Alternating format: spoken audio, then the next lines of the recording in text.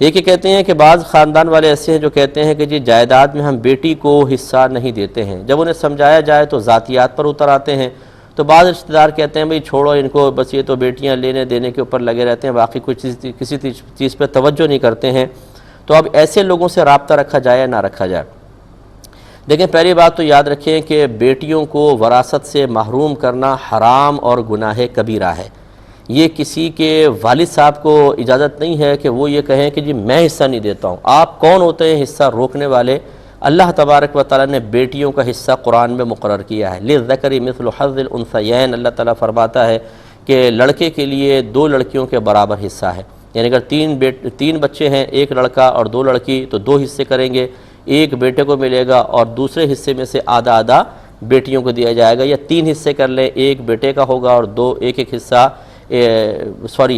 اگر 4 حصے کریں گے، 2 حصے لڑکے کے اور 1 حصہ بیٹی کا، یعنی لڑکیوں کو لڑکے کا نصف ملتا ہے۔ لیکن شریعت نے باقاعدہ مقرر کیا، یہ ذوی الفروض میں سے ہیں بیٹیاں، کہ ان کو تو حصہ دینا ہی ہوگا۔ اب جو کہتا ہے کہ ہم نہیں دیں گے، یہ آخرت کے لیے تیار رہے، اتنا شدید عذاب ہوگا کہ یہ اس کو برداشت نہیں کر سکتے ہیں، کیونکہ میرے آقا صلی اللہ علیہ وسلم نے ارشاد فرمایا جو کسی وارث کو اس کی وراثت سے محروم کرے تو اللہ تبارک و تعالیٰ اس کو جنت کی وراثت سے محروم کرے گا۔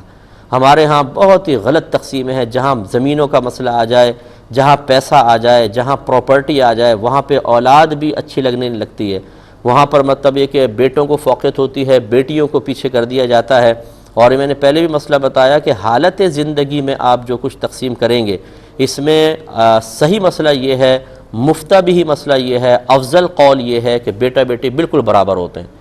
بیٹے اکثر خود کما سکتے ہیں، لیکن بیٹوں کو پھر بھی زیادہ دیا جاتا ہے، اور بیٹیاں بیچاری محتاج ہوتی ہیں، انہیں کم دیا جاتا ہے۔ یہ غیر منصفانہ تقسیم ہے، اور اگر والد صاحب یا کوئی بھی جو مورث ہے وہ فوت ہو جائے تو پھر وہی تقسیم ہے جو شریعت نے مقرر کی ہے، لڑکے کو ڈبل ملتا ہے، لڑکی کو اس کا سنگل ملتا ہے۔ جو اس سے محروم کرے گا وہ آخرت کا وبال اپنے سر پہ لے گا، اور خدا نہ خواستہ اگر کسی نے یہ سمجھا کہ یہ میرے لیے حلال ہے کہ میں لڑکیوں کو حصہ نہ دوں، تو پھر وہ اس کے لیے ایمانیات کا مسئلہ بھی ہو سکتا ہے۔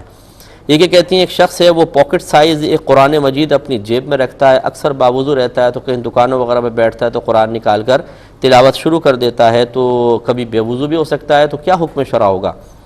دیکھیں اس طریقے سے جیب میں قرآن رکھنا قطعاً غیر مناسب ہے۔ انسان استنجا خانے بھی جاتا ہے، گندی بدبودار جگہوں سے بھی گزرتا ہے، تو مناسب نہیں ہے کہ جیب میں رکھے۔ پھر اس طرح جیسے باوضو ہوتا ہے،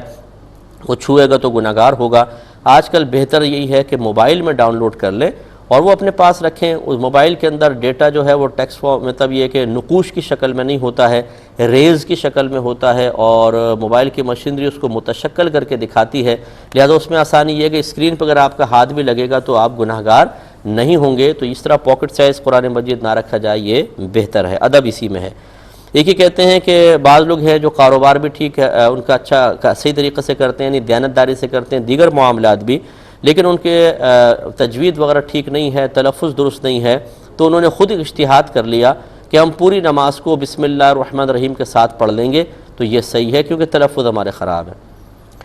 اب جس کے تلفظ خراب ہے اس سے یہ پوچھیں کہ تم بسم اللہ الرحمن الرحیم جو پڑھ رہے ہو یہ کیسے صحیح پڑھ لو گے؟ اس میں بھی ہا نکلتی ہے، بسم اللہ الرحمن الرحیم، تو آپ ہا کو تو نکال ہی نہیں سکتے، تو آپ کی تو بسم اللہ بھی معذاللہ ایک طریقے سے غلط آپ پڑھ رہے ہیں، پھر کیا حکم شرع ہوگا؟ تو اس طرح کے اجتہادات یہ شیطانی اجتہادات ہیں، یہ دین ہے، کوئی آپ کی ہنڈیا نہیں ہے کہ جتنا مرضی نمک زیادہ کریں، مرچیں زیادہ کریں، بوٹی سخت رکھیں، نرم رکھیں، شوربہ بڑھا دیں، کم کر دیں، آپ کو اجازت ہے۔ یا آپ کا کاروبار ہے، کسی کو آپ نے سستا سودا دے دیا، کسی کو مہنگا دیا، کسی کو زیادہ رعایت دے دی، کسی کو کم، یہ دین ہے بھائی جان، یہ آپ کی کوئی سپر مارکیٹ نہیں ہے، آپ کی دکان نہیں ہے، آپ کی ذاتی پراپرٹی نہیں ہے،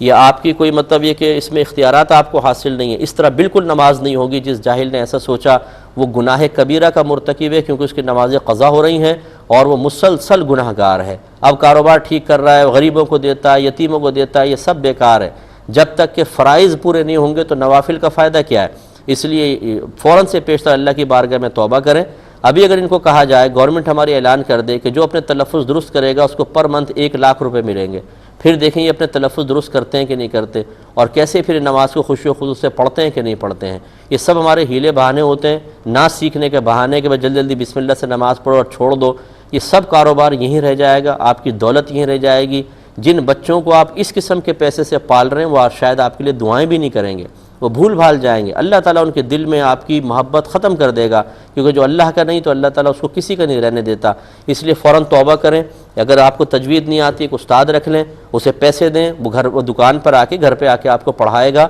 اور اپنی نمازوں کو درست کریں۔ اس طرح بسم اللہ کے ساتھ نماز پڑھنے کا کوئی شرعی تصور نہیں ہے، آپ گناہ گار ہوں گے۔ اور اگر آپ یہ سمجھتے ہیں کہ میرا تلفظ بہت زیادہ خراب ہے تو پھر آپ کو باجماعت نماز پڑھنا فرض ہے، امام کے پیچھے نماز پڑھیں تاکہ وہ امام کی قرات آپ کی قرات ہو جائے گی، اور نوافل وغیرہ سنن جو ہیں اس کے لیے آپ تجوید سیکھنا شروع کریں، اور وہ انفرادی طور پہ آپ پڑھ سکتے ہیں، لیکن نماز جماعت سے پڑھنے کی کوشش کریں تاکہ آپ کو قرات کرنے کا موقع نہ ملے۔